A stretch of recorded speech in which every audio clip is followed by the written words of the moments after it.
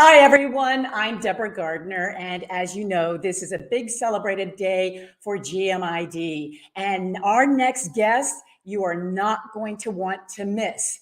It is David DuBois. He is the president and CEO of International Association of Exhibitions and Events that advocates for the industry and the organization's members.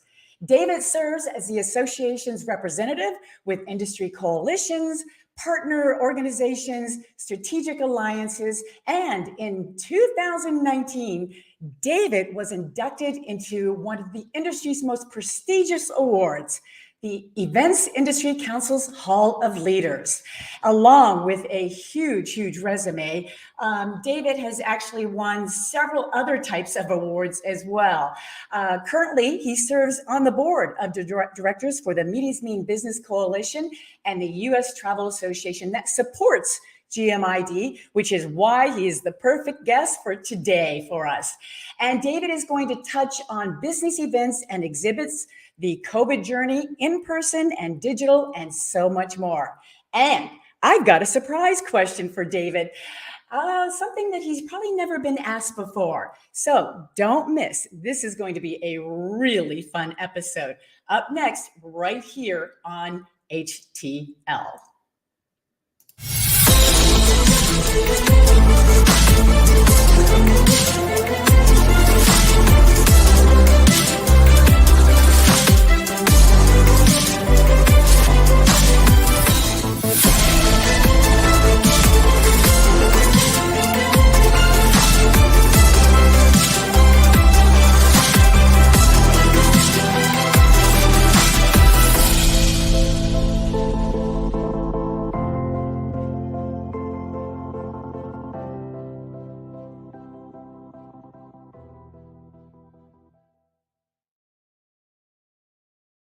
For the hospitality industry, efficienthealthsolutions.com. Well, here we are with David DuBois. Thank you so much for joining us. Nice to be with you today. Happy GMID celebration around the world.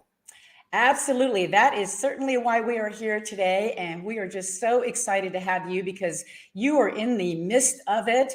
For sure. But before we get started, I didn't know this, but I've known you for a long time, but I also didn't know that you and I have a common interest that has to do with maybe these three guys.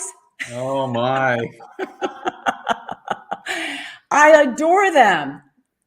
They're beautiful. Yeah, the old guy in the middle is Jackson, named after Michael Jackson. Music. The little one, our female, is Libby, as in Liberty Bell, because she was born on the 4th of July. Oh. And then Bogey, our rambunctious 15-month-old little guy, is Crazy, and he's named after Humphrey Bogart. So this is my wife and our 6th, 7th, and 8th golden since we've been married. Oh my gosh. Well, they're beautiful. They're adorable. And you do a great job of displaying them on social media. So I couldn't resist to showcase your loved ones, no doubt. So let's get into the nitty gritty of this. I know we've got a lot to cover here. One that has definitely on everybody's mind is, the pandemic was very, it was devastating. Just put it bluntly. And we went really from a $1 trillion industry contributing to the US economy to 98% of the meetings and events canceled, 77% of the people lost 100% of their income, and 96% of companies cut their staff. I mean, this was not our first rodeo, David. Why weren't we ready? Why wasn't the industry ready? And what does it look like for the future for us? Well, thanks, Deborah, for having me, and great questions. Obviously in March of 2020, when COVID kicked off, we were just finishing celebrating and spending all the great profits we all made in 2019. And then, boom, we got hit. But I can tell you that our industry has been resilient. I have a personal theme that I share with my staff, and anytime I'm in a presentation like this, and it's patient activity, patient persistence. And that's what we've had to do. I mean, we went from March of 2020 to go live together, which had over 4,000 companies that worked with the major launch pad of Freeman to take that forward. We ended up with sanitation and safety protocols and practices, supported by IAEE, CISO, MPI, PCMA, MMBC, all of the alphabet suits in our industry. Then we went into predictive modeling with a company called Epistemics.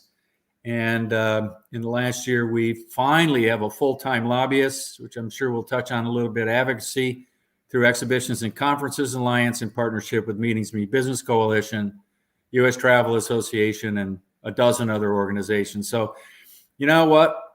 We've been patiently persistent. We're not there yet. And I'm sure I'll have a chance to share some current forecasts, which actually just came out in a press release as we're recording this today. Oh, excellent. And can you share some of those stats with us or updates? Or Well, if you'd like me to do it now, I can. The Center for Exhibition Industry Research, CEIR.org, is run by Kathy Breeden, who's also the EVP COO of IE. She's my business partner, probably talk or email 20 times a day. But Dr. Alan Shaw just put out a forecast. And I can tell you that on a global basis and a U.S. basis, we're looking at a recovery. As you said, we lost almost 100% of what we had in 2019 and 2020. I'm pleased to tell you that we'll be 65 to 70% back in 2022, 85 to 95% back, depending on hopefully no more variants. Hopefully the war doesn't spread beyond where it is, unfortunately. Right. With GMID, that's in April. So hopefully things quiet down by then, God willing. Right. Anyways, we're very optimistic, Deborah. So good. There are some forecasters out there that are more optimistic than others, saying that we'll be at 95%. But you know what? We need business travel to come back. Leisure travel has been through the roof. I just read this morning that airlines are, in the month of February, had more revenue booked than in February of 2019. So we're climbing a mountain. I'm a skier. I do not like skiing uphill.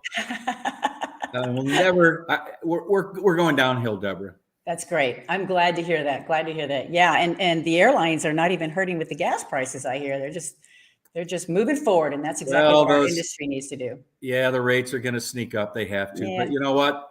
They'll come back down again. It's kind of like my wife and I looked at our retirement portfolio. No, I'm not retiring yet.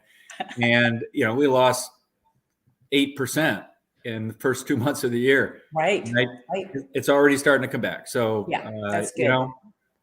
We've been through this before. This is not our first rodeo. So patiently persistent. I like that. So, but how has it been for you personally, other than your bank account, your retirement account? Personally, I know a lot of the professionals in the industry were hit with, depression, sadness, confusion. How did this happen within your household? Wow, that's great. I'm going to give you an honest answer. Please, that's what we're here for. There were days when my wife has the nice office on the first floor, and I got the man cave upstairs. So, I'm actually in the kitchen right now with a nice background, but I'm on the couch with pillows stacked up behind me. I actually use Encyclopedia Britannicas to stage my iPad and or my laptop. Right. And there were times where she said, "What time's your tea time this afternoon?" But great. I've traveled for a year and a half. My wife is immune deficient, so when I come home, I'm very careful. I actually wear a mask around to make sure that she doesn't get sick, and she's never gotten COVID. So it's been tough, and Right. a lot of depression, a lot of personal angst. But you know what? Patiently persistent, and that's. I wake up every morning, as I'm sure you do, and all of our folks in the industry have gone through. Can I swear? Hell and back. Yeah. We're coming out of hell. There's sunshine and it's cooler weather. So here we go. Yeah. I mean, I've never experienced depression before until this happened. mean, Me this was too. really the first time. But I also knew that I wasn't alone, which maybe been a little bit more comforting. But this was a beast. This was a total different animal, and it hit us all. So we should all be more prepared for whatever that might be in the future. But like you said, persistence and just persistence activity. Let's just keep bulldozing through, and we'll get through this. And yes, there's no guarantee in 2022, and we will continue to have challenges within the hospitality industry. And yet, I was wondering, what do you see as our, putting the pandemic aside, let's get to what we should be paying attention to, like other challenges within the industry. And I was wondering, what would those look like moving forward? What should we be paying attention to improve our industry? Thank you. Well, there's short term and medium term, long term. Obviously, short term, we still have a workforce development challenge. The mass retirement, quote unquote, mass retirement. My son-in-law worked for Freeman here in Dallas for 3 years, moved shows in and out. And then when it got shut down, he went to work at Lowe's to get 40 hours a week and good insurance. And now he's considering what his next options are. But that's an example. Workforce development, we're still short a lot of folks. When I was talking to one of our members the other day, a major general service contractor, she told me that business is great. The shows are smaller. They're 60, 70% of 2019 levels, talking about business to business shows, which is certainly our focus. And business events, the same kind of, it depends on the market, depends on the industry, but workforce development continues to be a big challenge. So we're really emphasizing a couple of things. We're emphasizing the need, and this is more midterm, long-term strategy, the need to work with our chapters, whether it's PCMA, MPI, IAEE, ESCA, EDPA, all the industry chapters that are out there, site, and look at how we can engage better with the community colleges and the universities that have hospitality degrees, and make sure they have a business events component, educational opportunity. So we're working in a consortium to do that, Deborah, because obviously, even at the high school level, how do we get the young 16, 17-year-olds interested in hospitality when they know that, geez, if we have one of these pandemics again, everything's shut down? But workforce development, very important. And I'll stop there and kind of go on to the next question. But well, it's still a big issue. Yeah. And I'm glad you brought that up, because later today, we're going to have Dr. Lori Tuma, who's a professor at one of those universities that is taking that reign. So I'm glad to hear you say that, because we do need to start looking at our future and bringing people back into the industry that thought the real estate industry was going to be big, but apparently not. So they should be heading back our way. But I mean, you're just moving shows in, and the labor, we have great relationships with our partners in the labor unions. Not every city has labor unions, but there you go. Most of them do. And you know what? Those ladies and gentlemen had to go find jobs who maybe they were working 30, 40, 60 hours a week in the trade show industry in 2019 and then nothing. So guess what? If they're electricians, they're installing, the apartment construction industry is booming. So guess what? They may not come back. So I'll leave it there. We've got big challenges, but we're going to take them on. Right. And we're going to pay more attention to that, because that's going to be more important as we move forward. So regarding in-person or digital or both? Well, I'm going to show my bias. There's nothing, and I think the audience will agree, and I hope that you all smile when you hear this, nothing can replace in-person, face-to-face interaction. Shaking a hand, a fist bump, being sanitation sensitive, a proper hug, mitigation.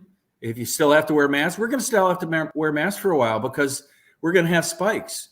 We're going to have some cities that hopefully not go back to mask mandates, but masks recommended. I mean, I've been gone 7 weeks in a row now. I'm heading to DC after this recording this afternoon, and I'm going to be in a meeting all day on Thursday, and I'm going to wear a mask. and I may be the only one, but I don't want to bring it home to my wife, because whether we're vaccinated or not, as we all know, right. You can get it. My son-in-law is not vaccinated, had dinner at his house the other day, and he goes, I beat it. And I said, Brandon, it's not done yet. Not over. You know, No. keep your distance, my friend. And he works solo, so he's not around a lot of people. Yeah, but yeah. You know what? We're just going to have to continue to be cautious and go forward. But back to digital. Hybrid's here to stay. We were doing hybrid pre-2019, pre-2020. It's just accelerated. We had no choice in 2020 and most of 21 to do anything but digital. Now we're doing hybrid. And I know that all the folks listening understand that great technology companies have enhanced their offerings, whether it's a general service contractor, an AV company. I got to be careful never to name any, but because they're all members. Right. And, you know, that's my diplomacy hat. But my point is that, you know what? I'll give a real live example, which doesn't get me in trouble. IAEE had members in 50 countries up until 2 years ago. Now we're down to about 36, but they're slowly coming back. Right. When we did Expo in Philadelphia in December of 21, we had a hybrid.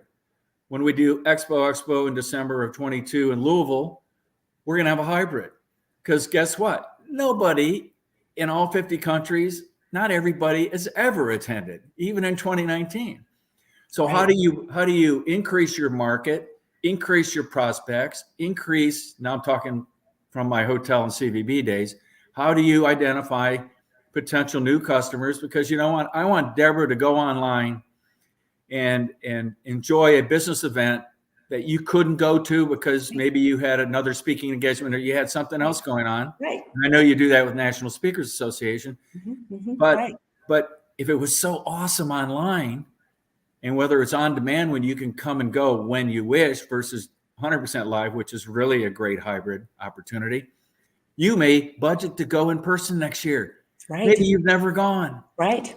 So I'll stop there just to say the market expansion opportunity is there with hybrid, but face-to-face first, always first. You can't have a glass of wine or a diet soda and look somebody in the eye. Well, I can on Zoom, like you can in person. So I'll get off my soapbox. No, that's a great analogy. I so appreciate you emphasizing face-to-face, because you're right. There isn't. It's going to be interesting though with Meta coming in, the Meta reality, if we're going to look like trolls. But even that, there's nothing better than face-to-face. And you know what? We may never. Excuse me. We may never get back to the levels of face-to-face that we had.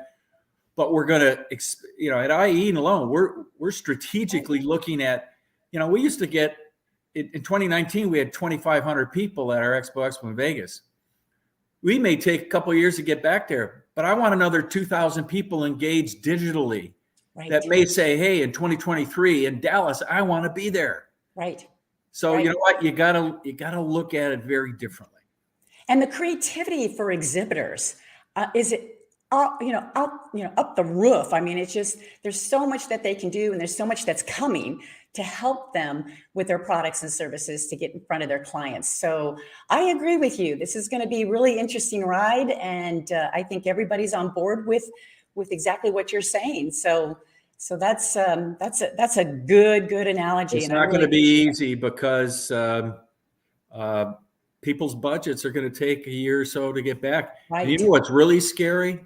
CFOs are sitting there saying in 2021 or maybe even 2022, we did really well. Why do we have to spend another $500,000 or $1 million to exhibit at this show or to be a sponsor at the X association conference convention, whether it's a trade show or not?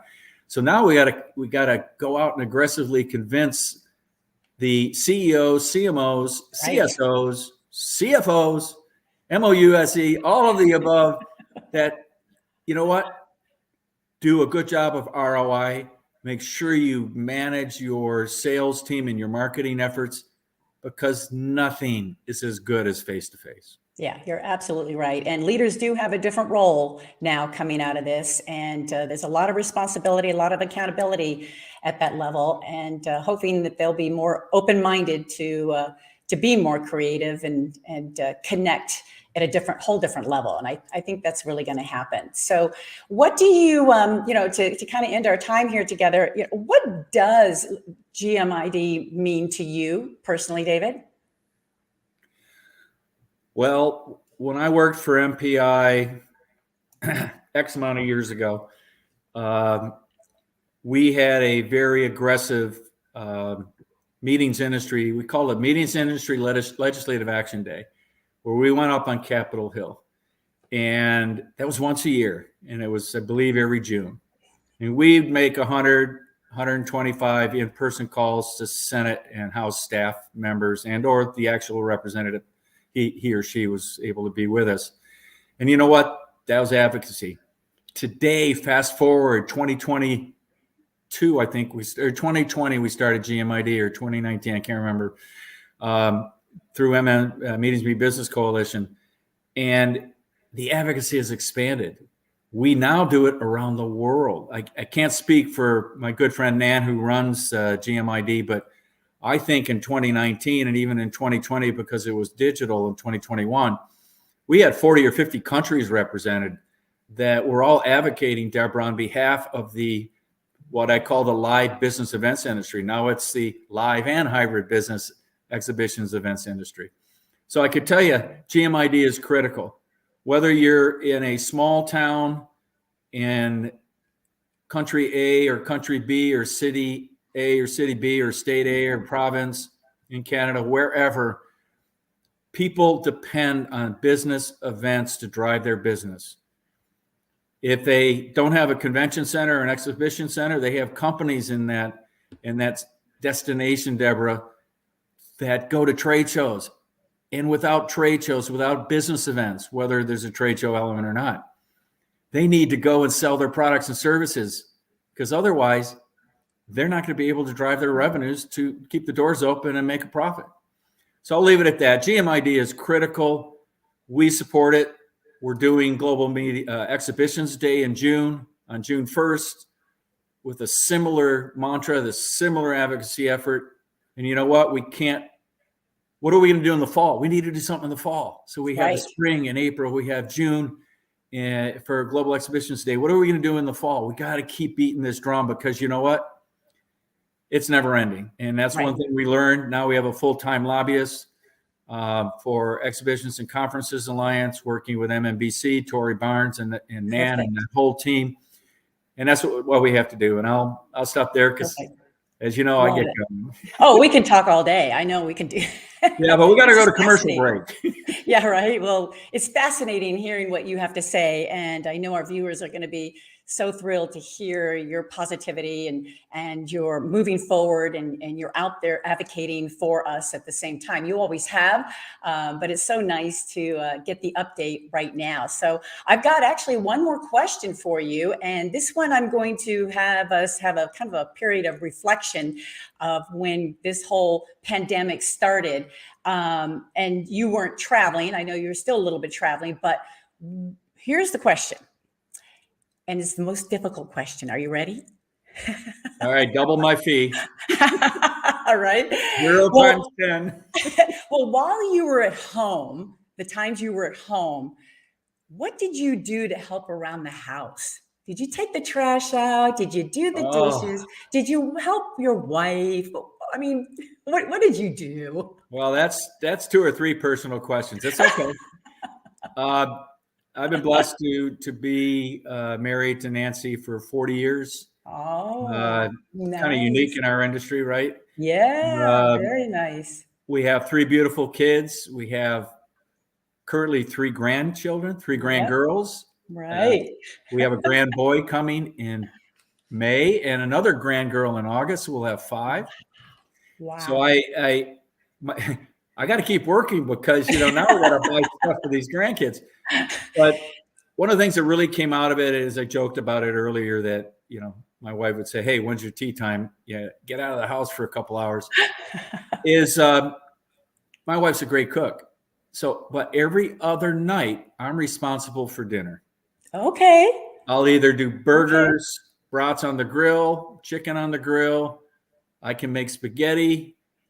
I can go to Domino's and get pizza.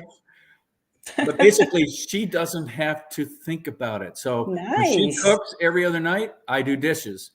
Okay. When I cook / do it's not Uber Eats, it's DuBois Eats. Go out and pick up something, carry out.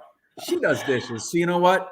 That's great. That's good. I don't think I'm going to last 40 more years because I don't think I'll live that long. But you know, it's been a blessing, and that's partnership and collaboration like we've done in our industry, Deborah. So exactly. Thank you Well said. to everybody for your hard work. We're getting there. Absolutely. Well, it sounds like your wife has you well trained. I should have her come over and train my husband too. But well, there you go. But that sounds like a great partnership. Good for you, because you know everything starts at home, and you have to get your home in order and bring the love in any way that you can, because it'll show it works. So. And you have just been a tremendous leader in the industry for so long. Don't even talk about retirement, because we want to see you not only in person, but digitally for years and years to come. So thank you so much. I can't retire because I can't play golf every day. My Exactly. But, Exactly. Thank you, Deborah. Exactly. Well, everybody have a great GMID. Yeah, and we want people to get in touch with you if they have additional questions. So I'm putting some information down here pertaining to your email and the website to know more about the association. Is there any other way that people can reach out to you? Well, just pick up the phone and call me. You know, I work in my office 3 or 4 mornings a week. 90% of my staff is working from home. But give me a call, 972-687-9204, 972-687-9204. That's my office. It kicks right into voicemail, and I'll call you back. Oh, excellent. Excellent. Well, this has just, again, been such a delight. Thank you so much for sharing all your wisdom and even your personal life, which we don't get to hear much very often from the leaders. So this is what's so great about this show. And of course, congratulations on everything that you have accomplished and will be accomplishing as well. So thank you again. Really appreciate it. And happy GMID, sir. Take care, everybody. Thank you, Deborah. You bet. Thank you.